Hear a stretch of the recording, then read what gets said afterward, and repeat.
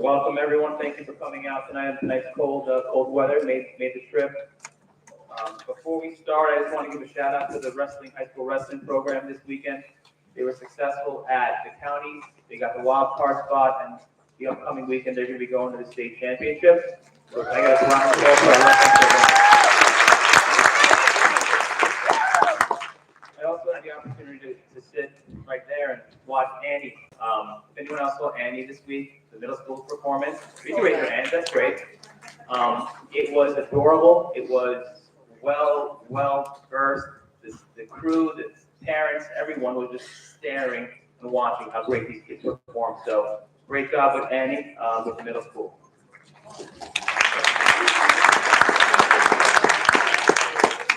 So tonight we have a work session. Part of the work session is going to be a presentation by the superintendent of schools regarding East School and also our budget foundations and a draft of the budget process and our bond.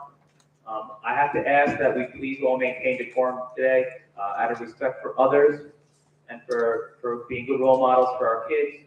Please, no cheering, no clapping, and no booing, regardless if you agree or disagree. It's part about giving respect and time to other people. You all have the opportunity to speak on tonight's agenda items, which are the work session items if you choose, to maintain proper decorum, and you have 3 minutes to come up and speak. With that being said, we're going to start with the president's, continue with the president's report. So obviously everyone's here, we're all expecting a vote of some type. So tonight, the board is going to be giving our, I guess not our opinions, but we're going to bring resolution to the issue at East for the foreseeable future. We're going to discuss our side. The superintendent's going to give a presentation. Not everyone's going to agree with each other. Some people have their opinions, which may differ from others, but please give everyone respect. And we'll get through this together. We're a strong district, and we'll give this presentation. So with that being said, being the president, I'm actually going to give my position on the situation. So probably a year plus already, we were dealt with a really challenging situation, right? The governor came in and she said we're going to be cutting our foundation aid. And with that, we were facing a budget crisis of a few $1 million with no expectation of knowing if we'd be able to maintain services and programs, and how we're going to be able to maintain the great education we give our kids in the district without having some sacrifices. So that was the nexus that drove this conversation, right? So this is the third time that consolidation or use of buildings has come up in the last 20 years or so. Both times East School came up as a possible utilization for consolidation and figuring out a different plan for alternative plans. Luckily, the governor heard our voices. You know, obviously advocacy from constituents is important. She heard our voices and she turned around and she didn't cut our foundation aid. Actually, in this year we have about ballpark $300,000 of available resources being given to us for foundation aid, which is helpful. There's other money in the budget from the governor, but we did not get our cut last year, and we're not expecting our cut for next year. So that was the nexus that drove us to considering East. Repurposing East. Obviously, there was a lot of talk, closing a school, selling a school. A lot of noise out there, a lot of confusion, right? So what the district did is that we put together a presentation and we started doing our diligence on this. One of the more challenging aspects of this process was that the circumstances kept changing and there was many circumstances unknown. So the superintendent's going to give an overview of what we went through and the possibilities of us trying to make the most of what we have. So that was the driving force, was the funding. That was a major issue for me. Obviously, I stood next to other parents. I was getting phone calls, conversations from all levels of government, and the board, the administrative team was weighing our opportunities and our risks very, very heavily. So we engaged a committee, advisory committee. We were considering bringing in consultants. We had a demographic study done. We were doing everything in our power, even though the circumstances were changing, to make the best decision on behalf of the entire community, right? We understand there's issues that will be focused specifically for parents affecting students in East, in the other buildings, parents without children currently in school, people who don't have any kids in the school and are struggling with paying their cost of living and maintaining, obviously, a nice quality of life. So that was one of the factors. One of the other factors for me in this whole mix was proper utilization of the building, getting the most out of it. So I'm going to give my position on this. My position is for as long as I'm here, under the current circumstances, for the foreseeable future. So I do not want to see East School repurposed. I do not want to be closed. I appreciate it. So I'm at the time right now, under what we're dealing with, I listen to the tremendous advocacy from the community. We represent your needs. We have your best interests.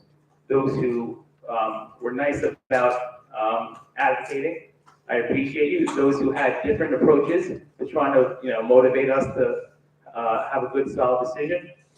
So I understand those people had their opinions and their tactics as they chose. But so my position and my formal position is to not repurpose East School. The other board members are going to be given their positions as well. I feel like even though we're not doing a vote, we owe it to you as a community so we can plan the upcoming budget year, focus on more positive things, focus on making academic excellence our continued focus, and also keeping the community as tightly knit as we can. So I just want to thank all the parents, all the staff, the administrative team. They went through every inch that they could. They tried to do as much diligence as they could, provide as much information that they had. But before I finish, I just want to give a shout out to a parent, a joint captain.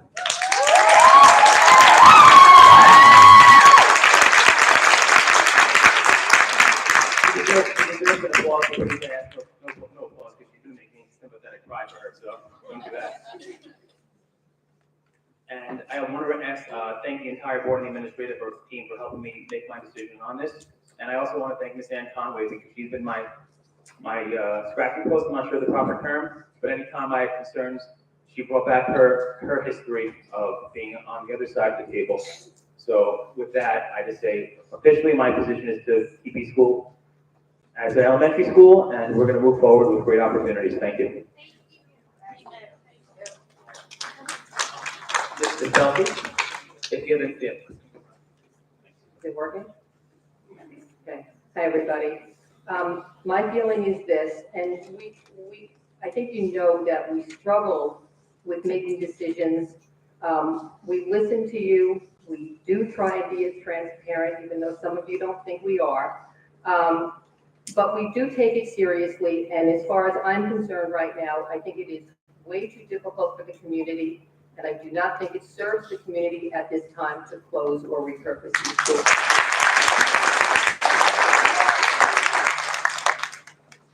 So I know you're going to hear that it's been a very difficult year for us, as I know it's been a very difficult for all of you as well. Especially these past few weeks have been extremely stressful, and we really have been very diligent looking at all sides of what we could do to better our community. And I really do, just like Sam said, thank our administrative team and thank our staff for all of their support and guidance throughout these last few months. Just like Mr. Pinto said, this all started because of Albany and what they did with the financial cuts.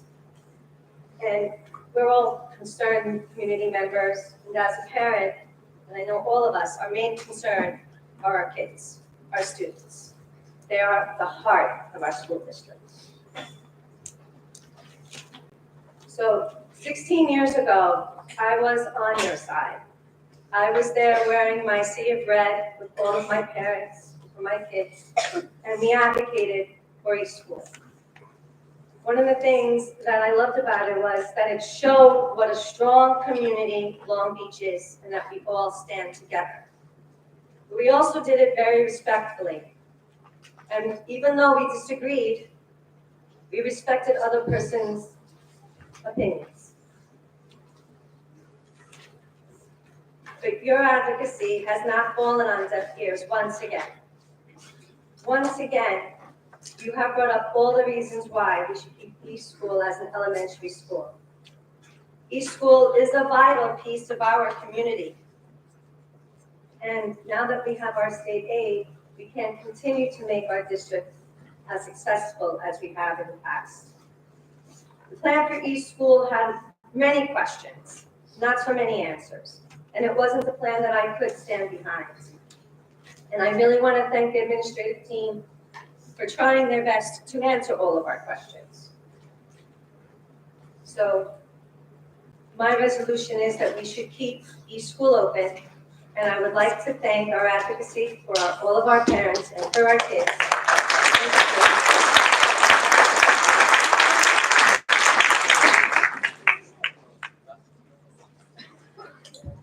Good evening, everybody. Thank you for coming out. My opinion is different from my colleagues on the board. As I mentioned in past meetings, to me, it's an educational decision and a financial one. Mr. Pinto said there was a lot of information out there. He's actually right. There's also a lot of misinformation out there. And I want to clarify some of that. First, I want to speak about class size. I looked over the class sizes at the respective K through grade 4 at East. Class sizes run from 13 to 19 children. In some of the classes, there are 2 full-time teachers. This model isn't sustainable. Let's talk about classroom size. Because we were charged with, well, you're only going to increase classroom sizes in other buildings if you move the kids there. And that's not the case. Take a class of 18 kids. They come in 9 o'clock in the morning. They take off their coats, take off their hats. It's 18. Once the bell rings, the 18 kind of dwindles. The kid goes out to reading, the kid goes out to math, the kid might go out to resource room, the kid might go out to speech, the kid might go out to band. 18 becomes 13. So, very, very healthy classroom sizes, very, very healthy enrollment. And I think we should be applauded for that, for keeping classroom sizes respectable and as competitive as anywhere else in Nassau County. But once again, the educational issue. I don't think it's very healthy for a kid to be in a class with 13 or 14 kids. I know. Especially when the 13 might dwindle.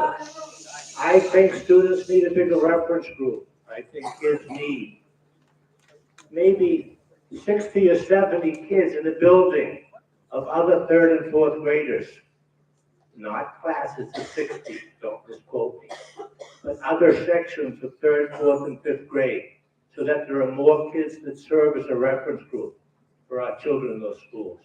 It makes it easier for teachers to do grouping and to make plans and to keep curriculum on par among the various buildings.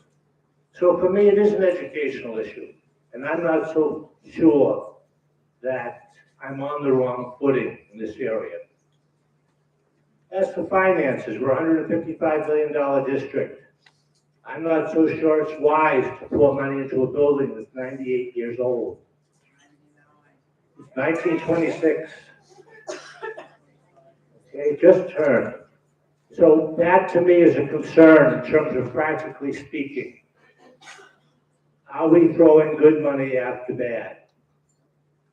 If I were asked about this, I would be more apt to vote for a bond to build a new school than to spend money on a building that's 98, or as Mrs. Warshaw says, 99 years old.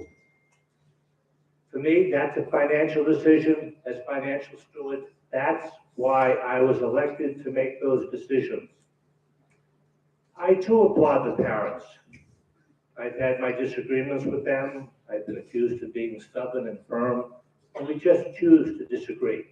Most disagree respectively. But I stand firm in my belief that East should be repurposed. There was no effort on our part to sell it, to bring anybody else in here, but to use it as an educational institution. Our other elementary schools, by the way, most every child loves their elementary school. That love isn't solely East dependent. I think Lindell, West, and Lido would say the same. They all love their building. And I think also, as far as the education is concerned, I think it would be easier for our kids to make the transition to 6th grade if, in fact, there were larger sections of elementary school 5th grade classes. Needless to say, I'm in the minority here. Needless to say, I haven't changed my opinion. Needless to say, I do think it's a community decision in terms of being responsible to all the taxpayers and just not to And boy, this was definitely the word of the week. Microcosm at East, I do think that seniors, young people that can't afford to buy here, the taxes, the businesses that are closed and that are shuttering, that's on our watch, and that concerns me. I truly believe, getting back to my original point, I do not believe that the education of the children at East would have been compromised had they moved to another elementary school. Inconvenienced initially, maybe, but I'm willing to say that kids would come home quite enthusiastic about their new schools. But that doesn't need discussion now because that's a moot point. So I vote that East should be repurposed, that we have a fiscal responsibility, and I vote that East should be repurposed because I believe it's in the best educational interest of the children and the community and best financial interest of the entire community. Thank you.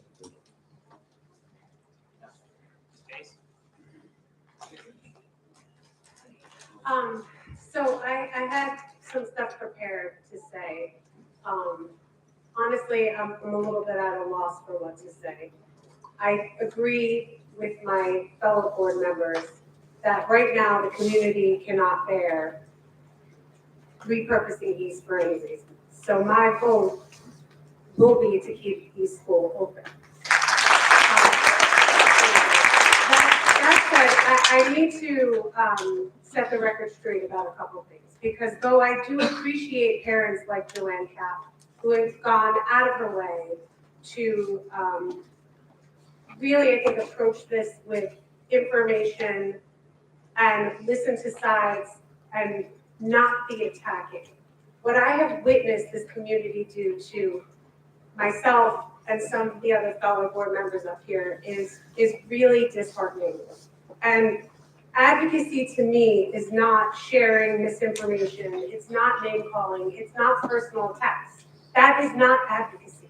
And it does an incredible disservice, and it made a whole lot of noise where they didn't have to be noise. My position from day one was, what is the plan moving forward? And can we responsibly repurpose the school? There were things I was looking for. I didn't see that. That's it. That's the end of it. But everybody making it more than it was really created such division in this town. I'm so incredibly disappointed. So moving forward, I want to be clear that my decision was not because I yielded to pressure or, I don't feel that I listened to the hardest or harshest voices or loudest. I did what I think this community could bear, and the advocacy that came appropriately was well served. And I do appreciate the administration putting together plans and giving us the opportunity to take the time, because that's what we did. That's what the community asked us to do, to take time and to think it through. So ultimately, the school is staying open, but I really hope and pray that we can rebuild some sort of culture and some sort of mutual respect and collaboration. And I think that our schools, our administrators, our teachers, and our children, all of you, deserve that more than anything else. Thank you.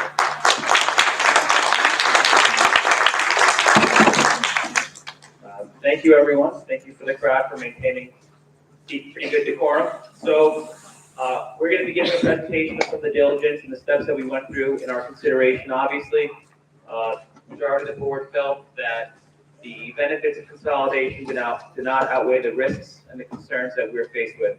So if some parents would like to stay with their kids, you're more than welcome to stay. If you think we need a pause to let people who are willing to or have other obligations or priorities, we can take a 2-minute pause for that. So real quick, we're going to take a quick pause if anyone needs a little bit of time, and then we're going to move on to the presentation. So if you don't want to get up, stay seated for the next 2 minutes. Otherwise, you're more than welcome if you have other obligations.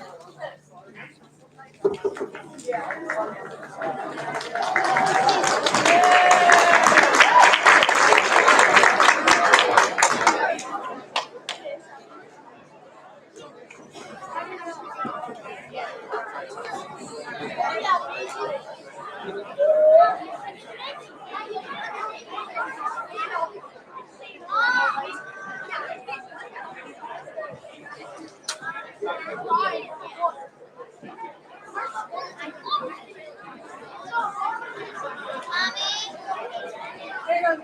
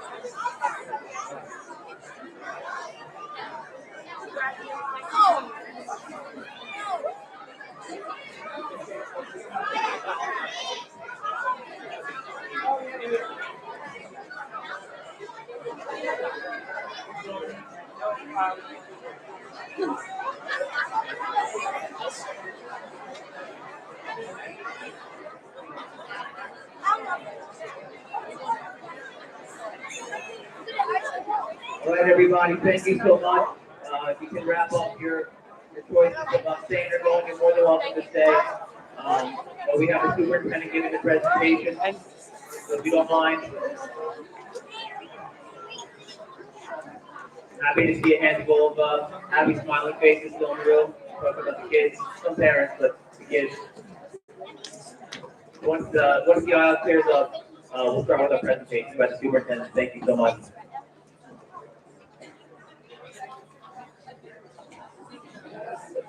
Thank you, Mr. Pinto. So my presentation will be super brief. I know that some people have reached out and asked for a summary of the process that we've gone through all year. We've been working on that summary for the past few weeks. The board asked to hold it tonight so they would have the opportunity to make their decision. And so after tonight, I'll be sending the presentation out to all families. You'll have an opportunity to go through it in detail and ask any questions you want. I just want to go through the first two slides quickly tonight. The first one, obviously, we've kind of already talked through this.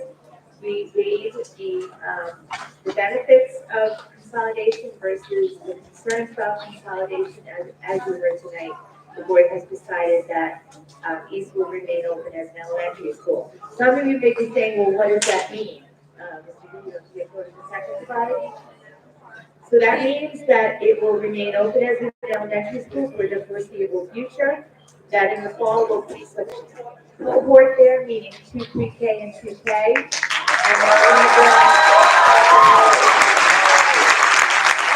We will place new entrants there in these sections where they're smaller than in other grades. That had been our practice prior to last year. We will also be adding back into the bond proposal, which we actually postponed now. We won't be able to do it this year. We needed to finalize the specs for the bond by February. We won't be able to do that. It will be next year, but we are adding back in the $6 million of HVAC upgrades for the East Building. 27 pages or so I'm not going to go through tonight, but it will be emailed home to you and it will be posted on the district website. And again, it's mostly a summary of information we've presented before. There are some new things. What would we have done as a transition plan? People asked about that. We just wanted to demonstrate that we have been thinking about that and working on it. Some of the work that the advisory committee did and some of the budget implications that we considered. But again, you can read that at your leisure. We have a lot of kids here who have to get up early tomorrow, so I won't go through 27 pages. I am going to email it to all families in the district so that everyone has a copy of it. And for people who do not have children in the district schools, it will be posted on the school website by tomorrow. And with that, I'll turn it over for the second part of the presentation to Mr. DeVito, who will talk about our basic budget foundations for this year. Thank you, Dr. Gallagher.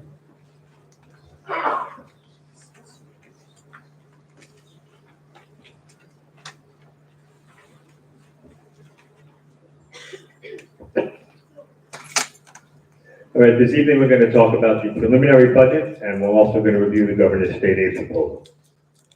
So what you see here on the left are the descriptions of some broad categories, starting with employee compensation, moving all of the employees over in the next schedule, the 25-26 schedule. Certain employees go further along the step, and what we see here is an increase of about 2.23%. So those are the first things that we do when we prepare the budget, is we move all the staff, current staff, and we move them into next year's salary schedule. Then over the next, and you'll see there'll be a slide here about our process, so I'm just going to go through this quickly. Equipment is the same because we haven't met with all of our stakeholders yet to determine if new equipment needs are necessary. Same with the vendor services, but we did put a placeholder in there for BOCES, 2%.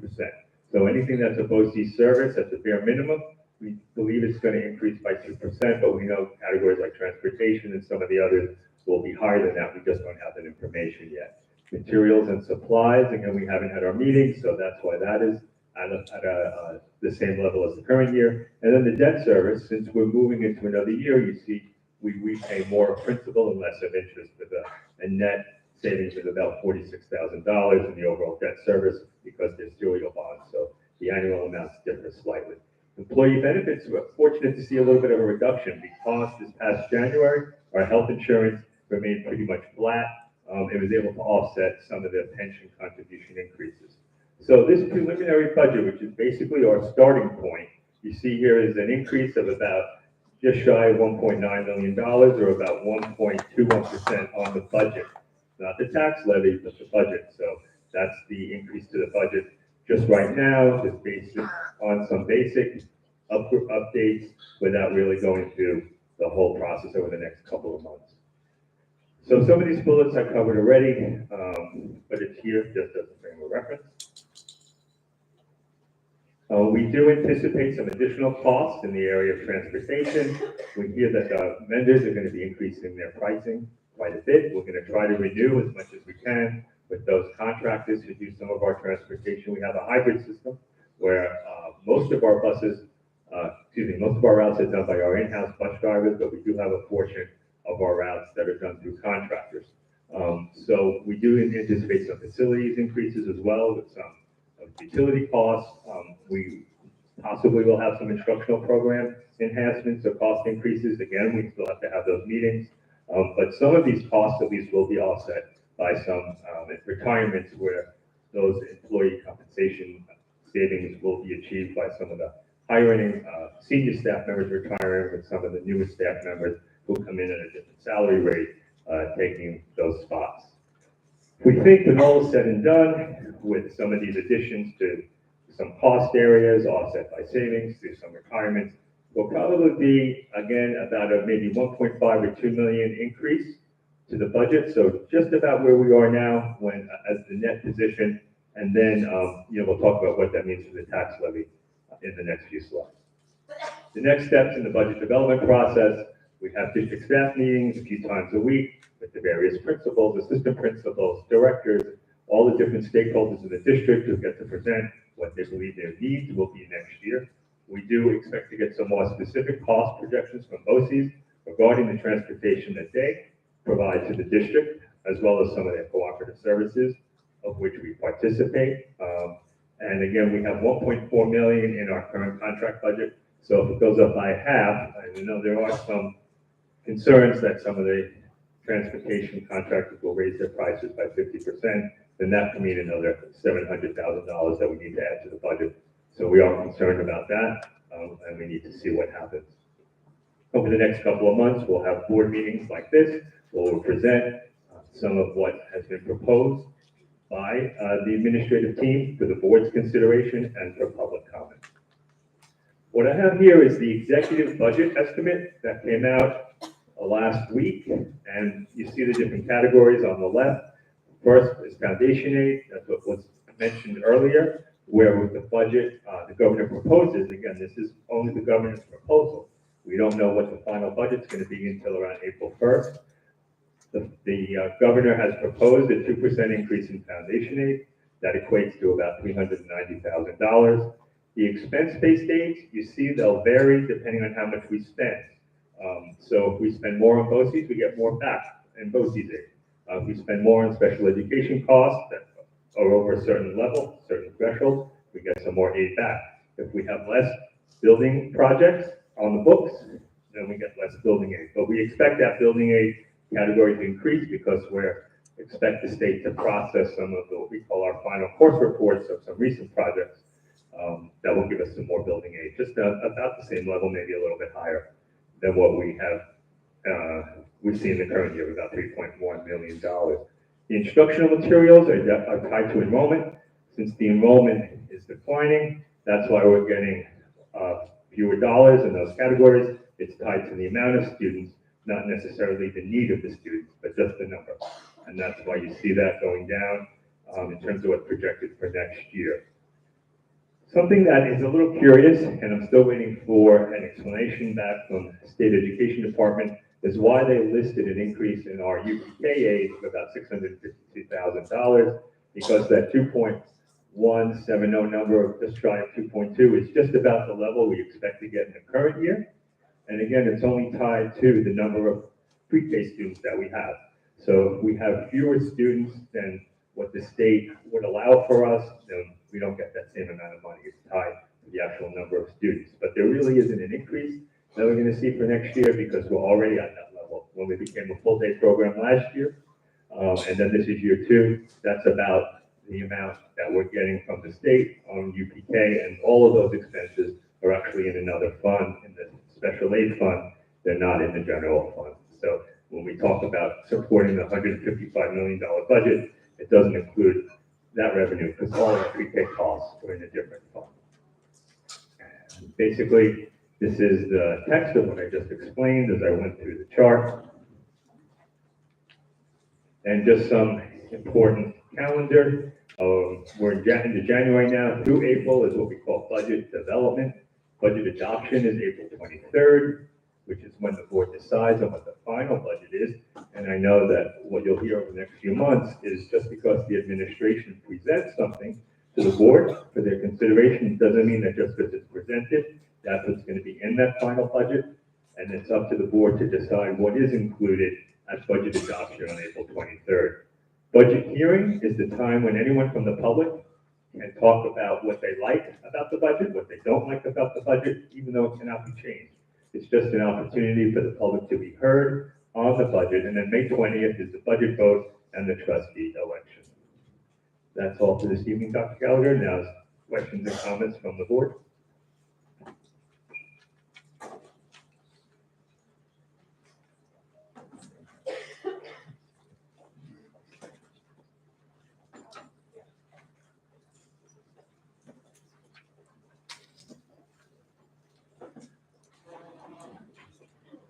So thank you, Dr. Gallagher, Mr. DeVito, on your presentation. A lot of time and effort has been put into these presentations and the diligence that we went through.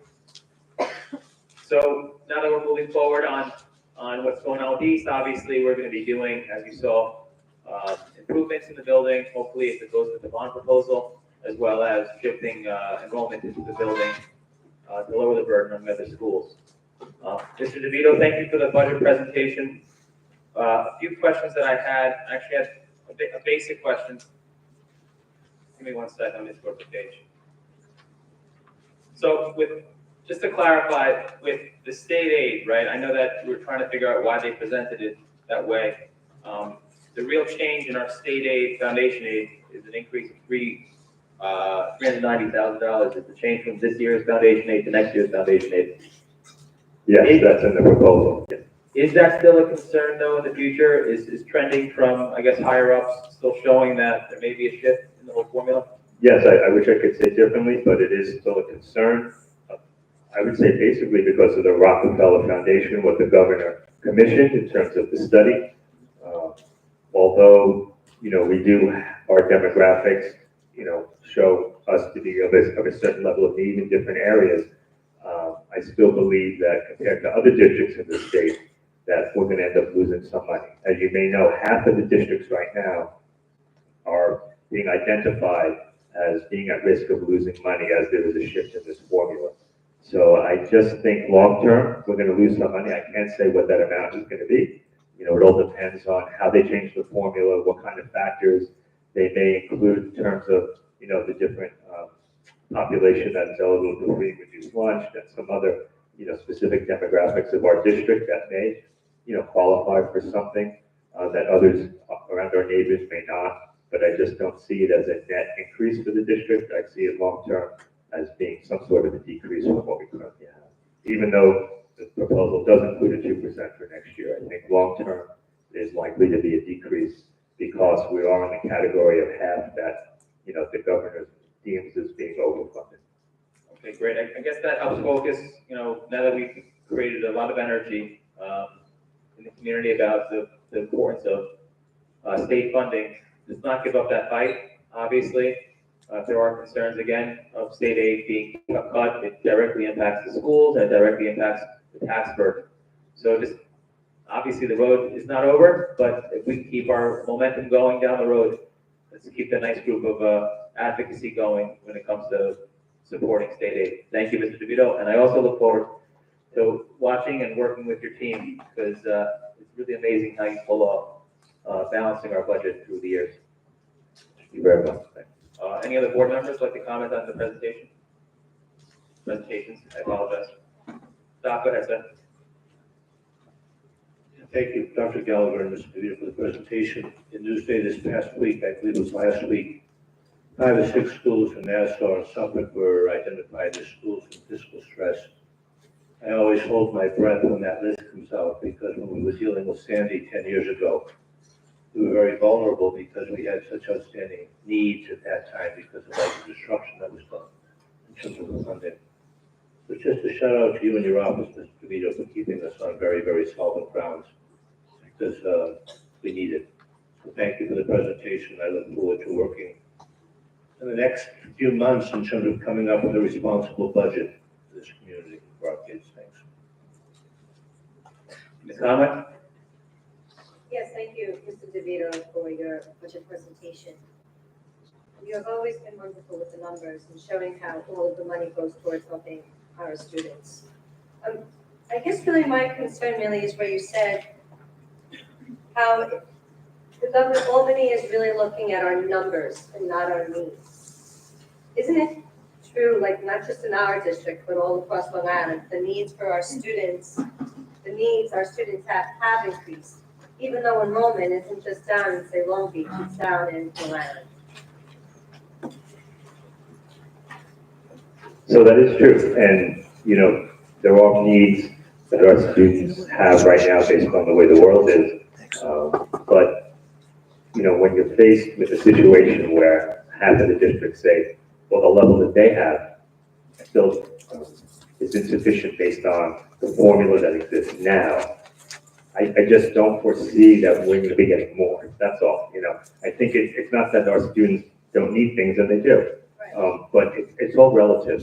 It's about comparing what our students need compared to all the other districts throughout New York State. And there are some districts that, even though we would like to have more, don't even have half of what we have. And I think that's what the Rockefeller Foundation was looking at, is how to maybe change the formula to make it, the factors be more relevant.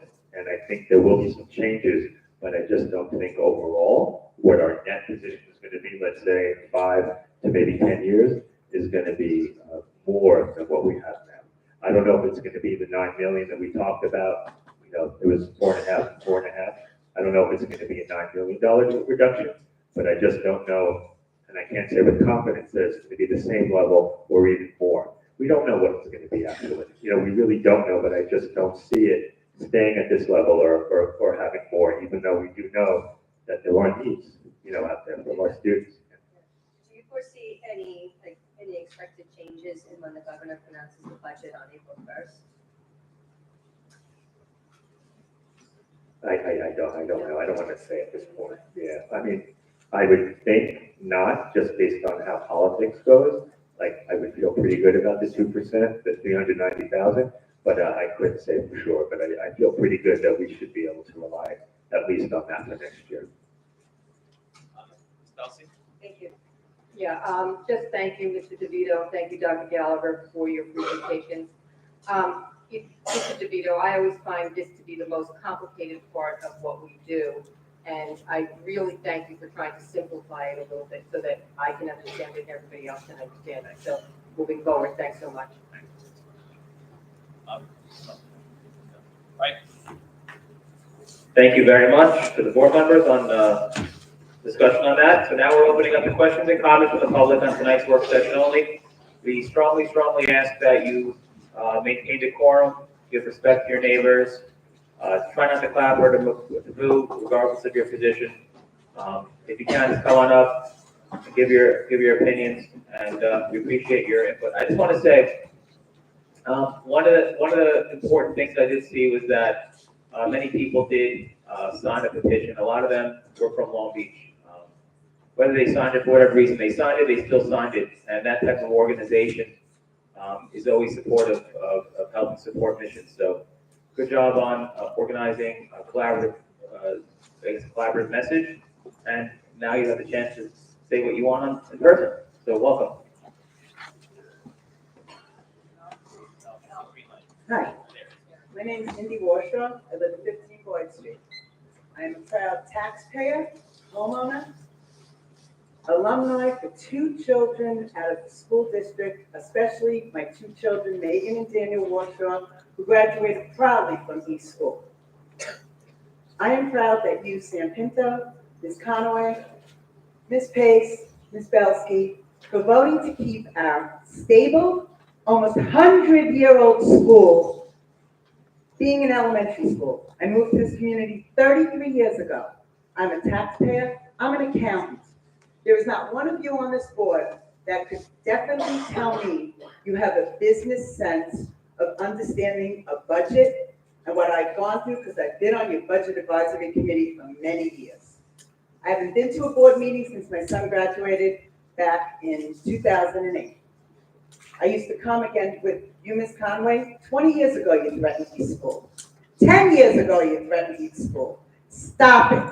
This school needs to stay in our community. You did it to Magnolia. Stop it. For $684,000, you built something by a developer that came to you recently, a different developer, who gave you a proposal as his proposal of an appraisal of $12.9 million. Well, tell me when that property's for sale for $12.9 million, I'd buy it and keep it as a school. I don't know who the developer was that came to you, but your district did not do a proper study. You didn't know the acclimates of what goes on in our community. And you talk about busing? My kid was at Lido School when he first got here. I wanted East School. I got Lido. My son was on a bus for a year and a half, yanked, pulled to the ground. I transferred him to East School because I wanted my kid to be in a neighborhood school like I grew up in Far Rockaway. I walked to school. There was no big deal about it. I met kids in the neighborhood. The kids play together. We have a beautiful field that the kids have nowhere to play sports, nowhere to do baseball. Well, stop this. Doc Ryan, you don't know your factors, and you've been on this board way too long. Please retire, because next year you're up, and it's time to see you go, like the rest of the board that left when I first came here 33 years ago. Please, do our community a favor. Dr. DeVito, Mr. DeVito, thank you for your presentation. Thanks for speaking with me last week. I thank News 12 for coming out, and I thank every one of you for coming in support of our community and keeping East School. Thank you.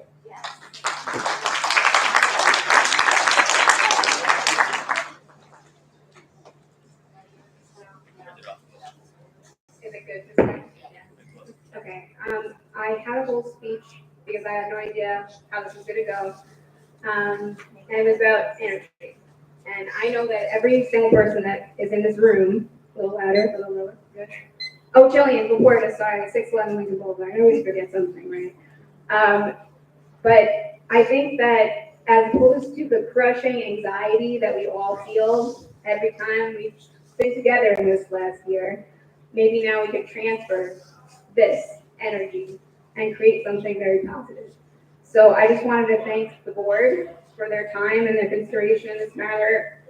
Whether we disagreed or not, we've gotten to this point, and I'm proud of your ultimate decision. I wanted to really thank the teachers, because I don't know how you stood up and taught your classes the last year. I have thought about you every day.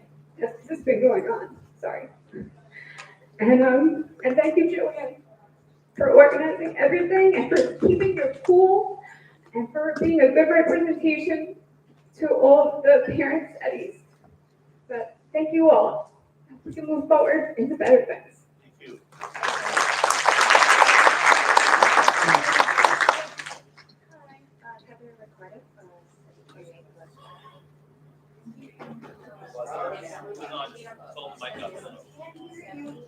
Heather Ricardo, 728 Westchester Street. I live in the community, I have kids in the school system, and I am a nurse at E-School.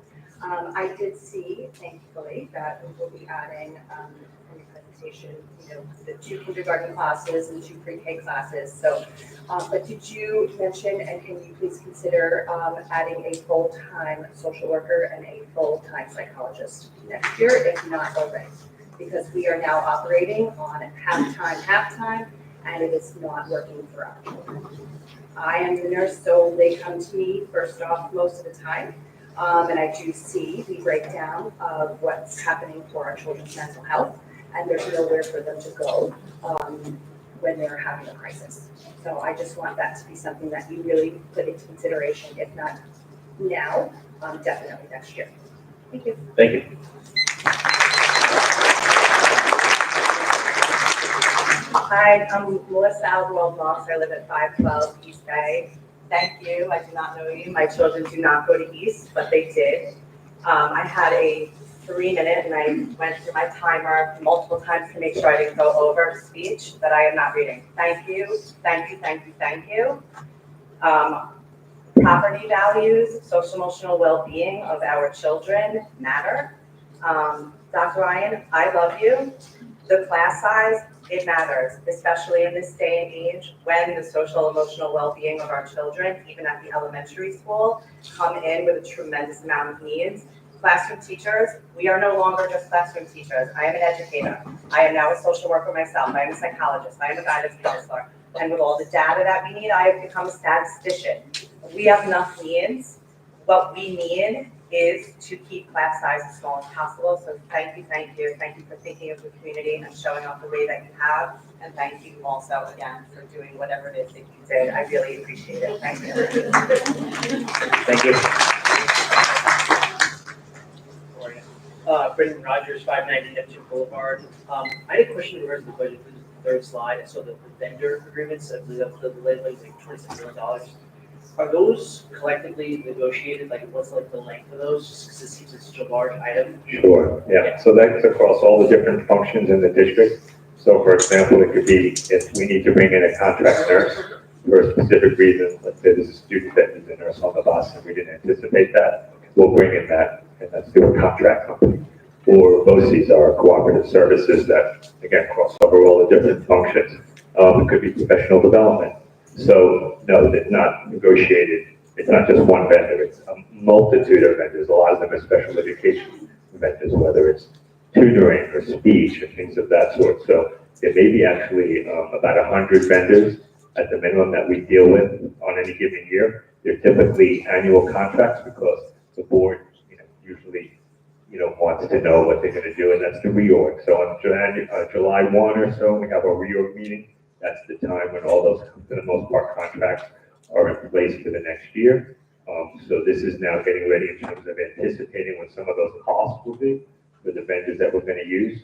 For the most part, it's many vendors who we use year after year, and we have to really figure out if the costs can stay the same or are they going up. But something like BOCEs, which is a large amount, we spend about $10 million with BOCEs, is the largest vendors, so to speak, with whom we deal with. And it's not something that's independently negotiated, but it's really something that the BOCES board decide how they're gonna increase their costs, and then they pass that along to the different participating districts.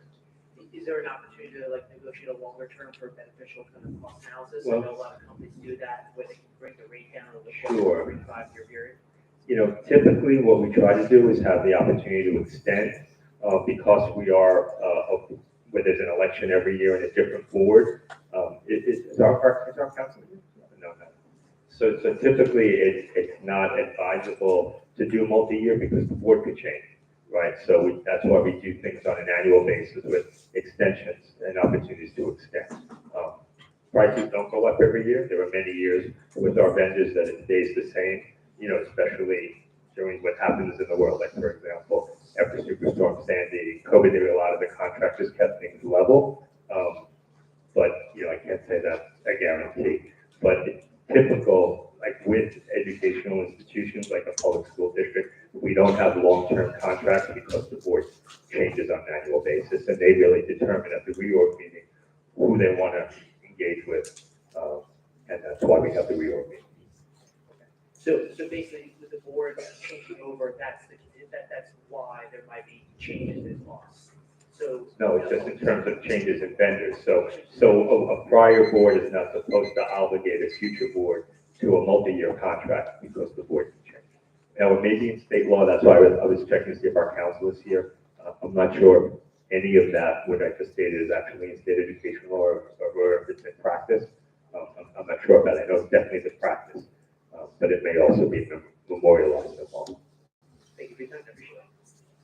Vasu, I know you have no trouble speaking. I just want to reiterate to the crowd that the best way to use these mics is to bring your face right in front of the people or different. What do you mean, Sam Pinto? Perfect. You're the perfect example. Thank you.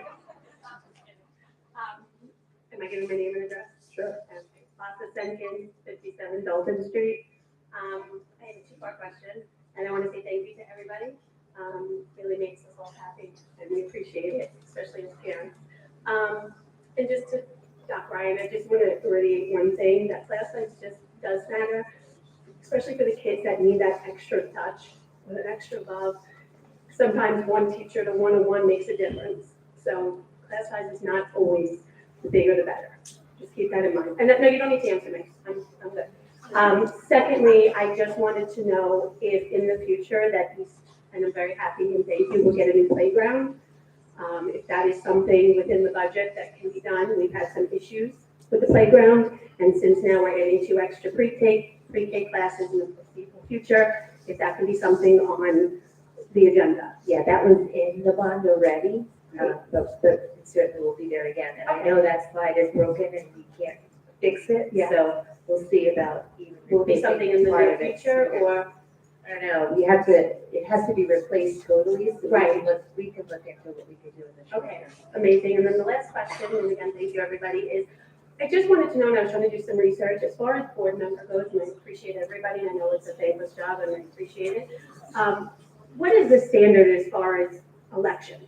Like, is there a statute to how long you can be on the board, just like in presidential 3? Sorry, there's no term limits, like, Okay. no term limits, but the rotation in the district's every 3 years. You're up for re-election. Some years there's 1 person running, some years there's 2 people running. Right. But every year there is an opportunity for someone to run the school board. And the election is the same time as the budget vote, so you kind of do both at the same time. Right, so unless somebody votes against, votes with you, but that person can just stay on. No, you have to win an at-large, you have to win a new at-large election. Every time you do it, it's an at-large But there's election. no, like, you stay on for 4 years and then you, No, it's 3-year terms. might be something to consider. Thank you. Thank you. I just wanted to respond to you in terms of, I never implied bigger was better. My implication was that there is a tipping point in terms of how small some of the classes at East are, and there's a concern for me. Remember, I never said that implied that bigger was better, but there is a tipping point. I'll disagree. I think if you ask the students, they kind of like the idea of having a smaller class. Everybody would. Who wouldn't? Teachers would, parents would. I made that point. Thank you. Thank you. Thank you. Good evening, Frank Giampaolo, 523 Salford Street. I appreciate the board's decision today. I think it was Yep, I think it was a very good decision. After speaking with my parents who actually reside in Rockville Center, had a similar tale where they, it was Morris Elementary, was closed many years ago, and they didn't have the forethought to see that there could be an increase in children, and now they actually do face overcrowded classrooms, so I do appreciate the decision to keep it open. Being Long Beach is a very transient city, but we do have a lot of renters, population of children, I can assume could in a 3-year period increase quite a bit, so the decision, I think, was a good one. Also, too, I think, coming from the world of building and developers, giving them an inch, they'll take all they can get, and just by repurposing the school is one step closer to allowing a developer to get in a foothold of allowing money to come in here. Once it's repurposed, it's just another step towards it maybe going into an administrative building. From there, who knows where it would go. God forbid if the town ever got hold of that property, what it would be developed into. So I do appreciate the decision, and I appreciate the work you guys do. Thank you. Hey, Andrew. Matthew Meyer, 427 East Market Street. My wife and I just bought 2 years ago there. It was actually built in 1926 as well. The cost to tear down and rebuild was about 5 or 6 times the price. Don't know what engineering background you have, but your numbers are way off. You probably should know that as well. It's ironic that the oldest person at these tables is the only one who voted. So we're not We're not gonna have like personal attack. I understood. Everybody knows what I'm saying. Thank you. Evening, everybody. My name's Ron Paganini, Long Beach. The first time I've been back since 1970, since I graduated out of the school. I am old, yes. So anyway, I think it was a wise decision from the board to basically think of the children and the neighborhood instead of the money. Because the children and the people in this town come first, no matter what. And I would give another $500 to keep that school a year, okay? That's the way it is in Long Beach.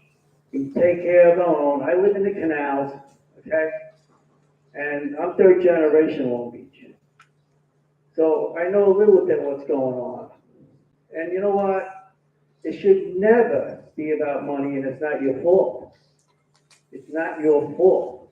It's the state's fault. New York State has failed the taxpayer in the school taxes.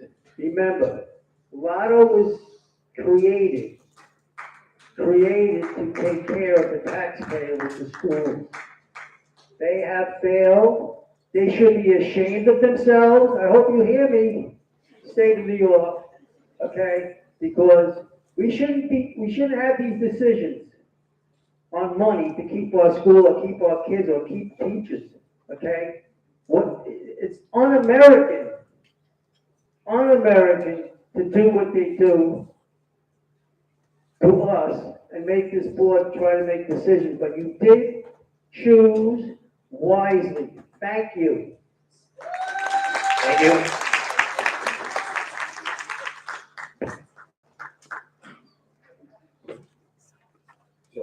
Am I on? Tim Kramer, 3640 East Broadway. My question and concern is regarding the budget. The debt service, compared to, say, the last 5 years, are we trending up, we trending down, we staying about the same? It's roughly 5.6% of the budget, roughly. So I would like to know if we're trending down, where we at with that. Is that your only question, sir? Well, also I would like to say that in my mind, the debt is really a tax, because at this point we're not getting any value for it, because that we're carrying that debt from previous obligations. So I would like to see a tremendous effort to get that down as low as possible. I'm happy to give you some background on the debt. So the debt relates to serial bonds that the district used to pay for the last large-scale capital plan. So in 2009, the community voted in favor of a $92.8 million bond that was over two different years of borrowing. So it's really part of the repayment. It's almost like a mortgage of the 92 million of bond. And twice, if not three times, we were eligible for what's called advanced refunding. We were able to bring down the rate and save several $1 million of debt service, and we did that. We're not eligible to do that now because we only have one more year to repay off about a little over 5 million of that, and then 2 years later we repay the remaining 3.5 million of debt service. So we're at the very tail end of the repayment of that, and there are different conditions for repayment, advanced repayment, and we did that. So we did that twice, or not three times, and we saved several millions of dollars by doing that. So now that we're at the tail end, there's really not a chance to prepay any longer. We just have to finish out. And again, it's only like a couple more years left. But what I've been advocating for and presenting since 2021 is to backfill that debt service. And that's what we're talking about in terms of a large-scale capital plan going forward, the scope of which we're going to be reviewing with the board and the community over the next several months, is what to do for our next large-scale capital plan. Thank you. Appreciate that. That's great news. Thanks.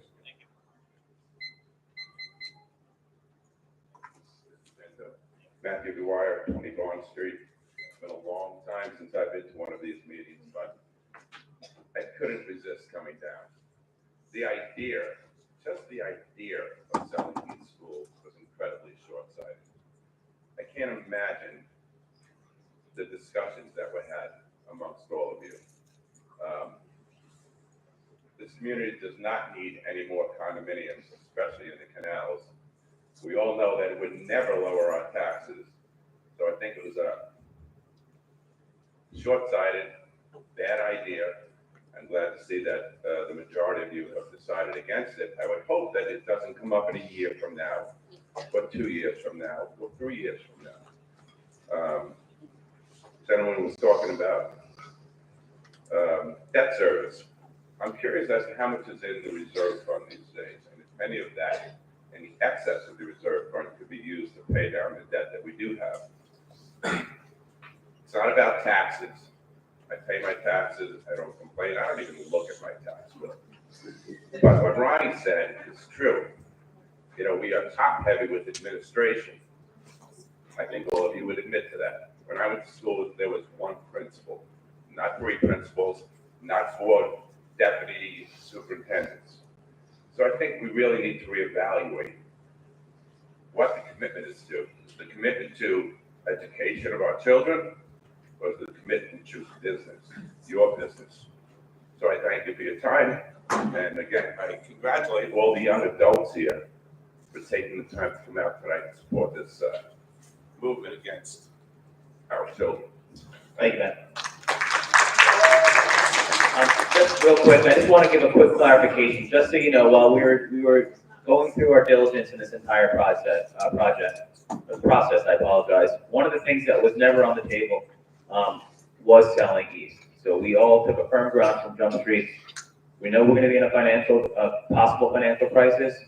We're looking for ways to distribute the classrooms within the district, but at no time, and it was a strong and firm, consistent message, even though part of the community did not hear it, we were never on up to selling East. It was always going to be maintained for educational purposes. So just to clear that, I know other people out there, whatever the case may be, the building wasn't for sale, the school wasn't for sale. Those types of issues we put away, and we turned that off as a consideration of trying to do the best under the circumstances. So, but it was out there, so I just wanted to make sure I clarify that. Thank you.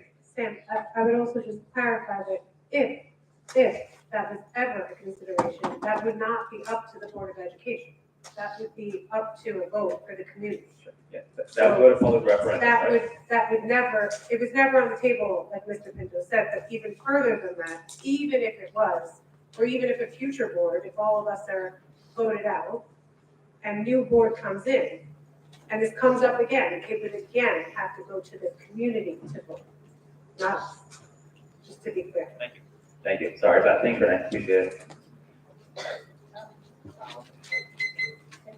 Hi, Renee Ortzman, 84 Kentucky Street. I want to thank the board for their time and energy for this, and I want to thank the community for their time and energy on this.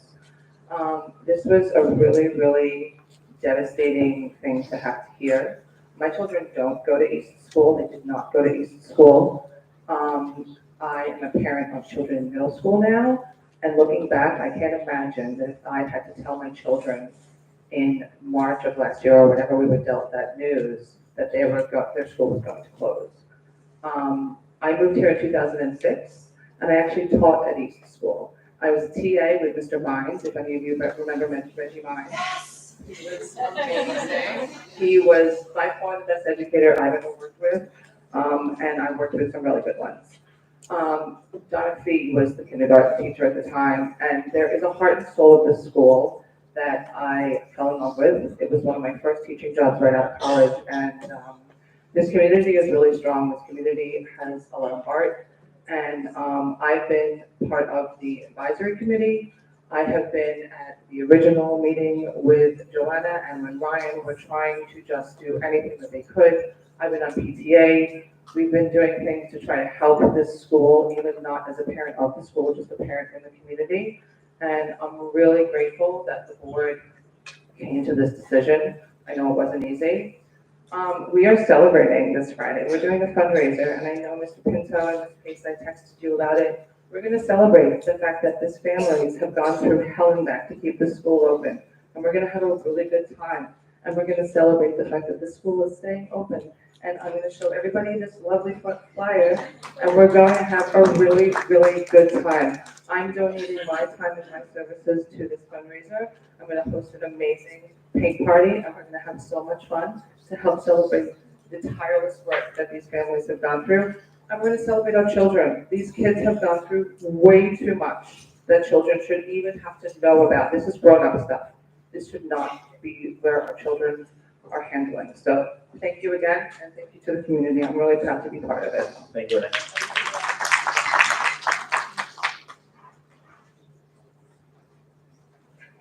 Morning, Alvarado, 613 Monroe Boulevard.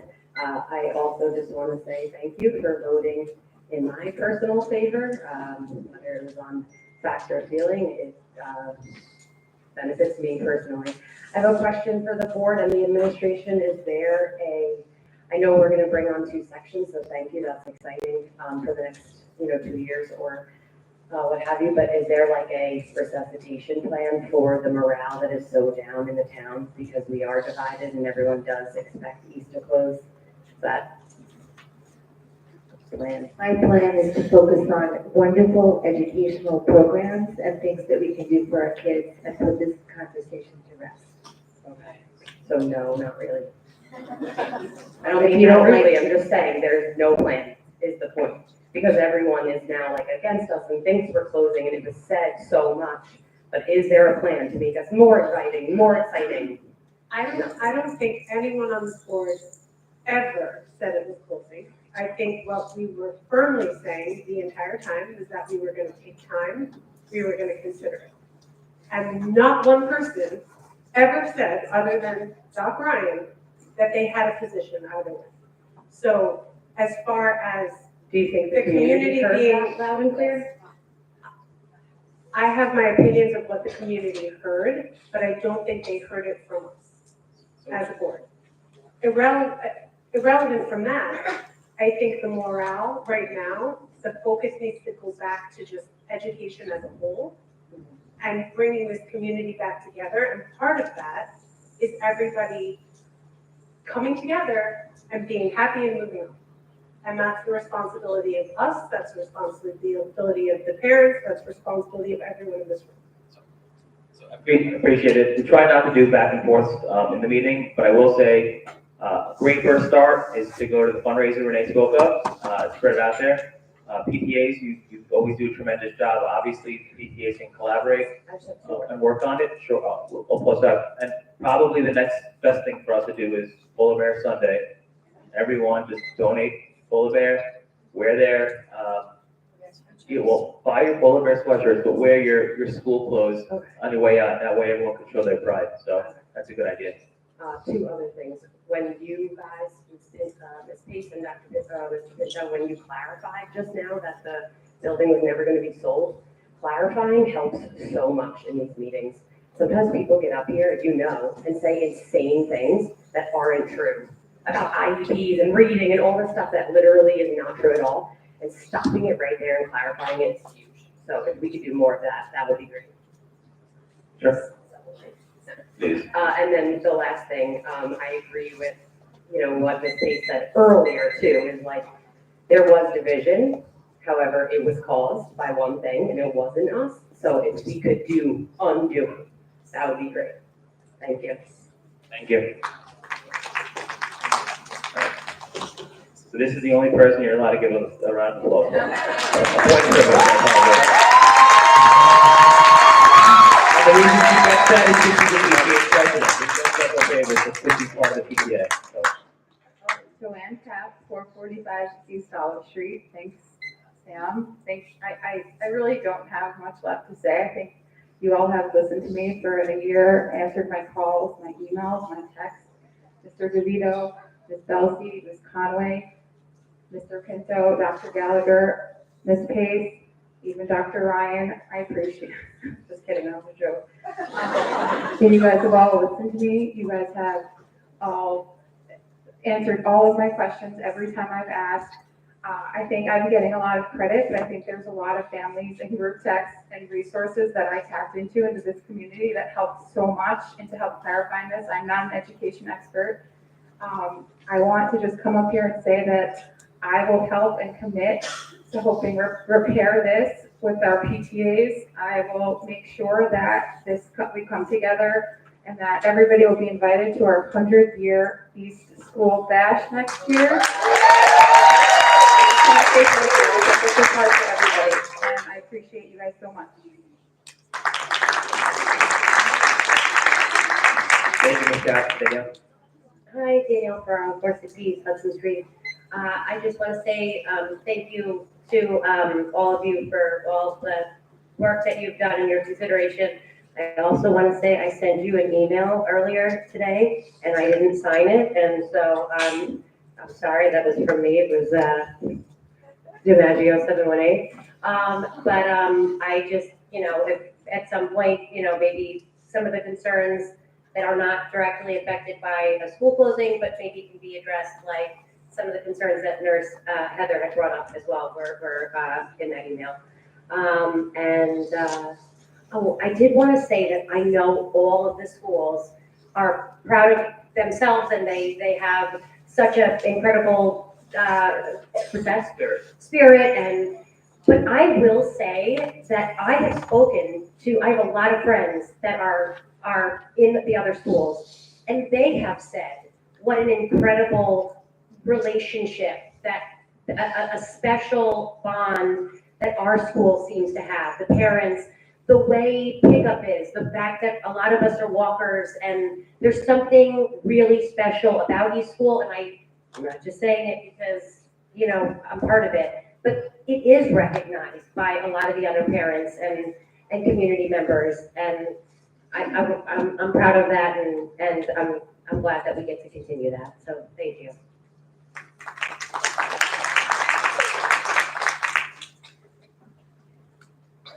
Anyone else? With that being said, thank you very much for your comments from the public. We are moving on to announcements from our Teachers Association. Oh, I apologize. Oh, sorry. New and old business, Board of Education. Yes. Dr. Ryan, go ahead. I apologize for that. Just wanted to welcome Mrs. Camilletti here. It's her first go-around as district clerk. Just want to let you know, Mrs. Camilletti, that in the future meetings, you will continue to see 200 people at the meetings. So please make sure that you have the agendas and appropriate materials for that. And I just wanted to ask the superintendent of new business, that the governor came out with this cell phone policy in terms of the schools. And in terms of her directive and money, she's saying she's going to throw it into her budget. What implications does that have for us in the school district, if any? So we already have a pretty effective cell phone ban at both middle school and high school. I don't know the details of how she's going to distribute the $13 million. It may be to purchase some of those magnetic cases or things of that nature. But I think our middle school and high school team over the past 2 or 3 years have done a really good job of making students put their cell phones away and not have them out during the school day. So it remains to be seen. I think we all recognize the need to disconnect our teenagers, especially from cell phones. Having 2 teenagers, I certainly agree. And we'll see if there's any funding to help us to do that more effectively. No, I just wanted to say, Dr. Dowd, we instated that policy of cell phones last year, didn't we? 2 years ago, and we've gotten very positive feedback from our staff already about it, right? It would be nice if we do get some money, even though we already have a policy in place. Thank you. I just have a brief comment. So this is my first time as a Board of Ed president. Obviously, this is like baptism by school closing, so we're pretty exciting. A lot of people send emails to the board and the district, and I'll take onus. If we didn't get a response, I apologize. I tried to either figure out if some of these answers were able to be answered or if it was just for a person giving their opinion.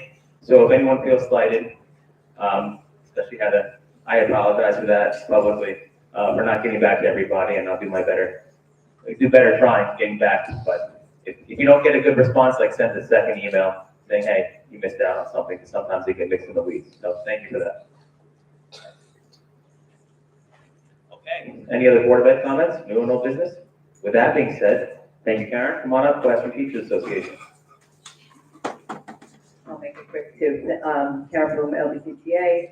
And I did want to thank all of you up there. You did answer a lot of questions, and I know school board and administration both was really willing to collaborate and discuss. And if this was going to happen, we were having a lot more. So we truly appreciate you really thinking about this and taking the kids and teachers and parents into consideration. And we think you made the best decision. And we are extremely happy for our children at East and families and teachers that work there. So thank you. Thank you. Administrative TPS, okay.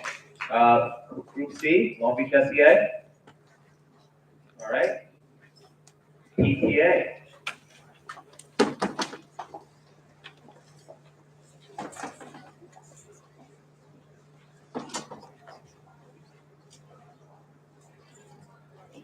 All right. Oh, I forgot to make the word for once. I do want to thank the board for all general work and the consideration of this decision. It was, and I know it was extremely stressful. Is that working again? Yes. Can you hear me now? Yeah. I feel like I'm in a T-Mobile commercial. But I understand it's extremely stressful, but I'm sort of happy to get to my prophecy. Thank you. Also, as for speaking on the PTAs, I know that when COVID happened, Megan Donahue brought the PTAs together to do a lantern lighting ceremony to sort of unite the district. And maybe the PTAs can get together and do something similar to sort of unite our families. So that's something we can discuss at the next roundtable meeting. You can also do, I apologize, the Harlem Wizards. We used to have the East School have a team, right? That was a fun fundraiser. I got slapped off on. It was pretty embarrassing. So it's another creative idea. PTA, thank you. Student organizations. Okay. It is only 8:21. We were expecting to get out of here at 11. This is great. Thank you, everyone. Can I get a motion to adjourn the meeting? Motion. All in favor, say aye. Thank you, everyone. Thank you again. Have a great night.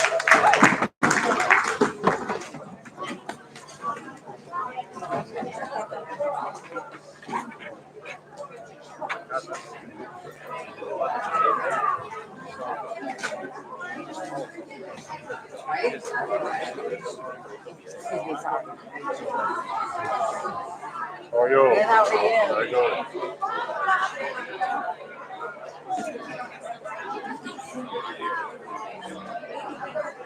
Ah.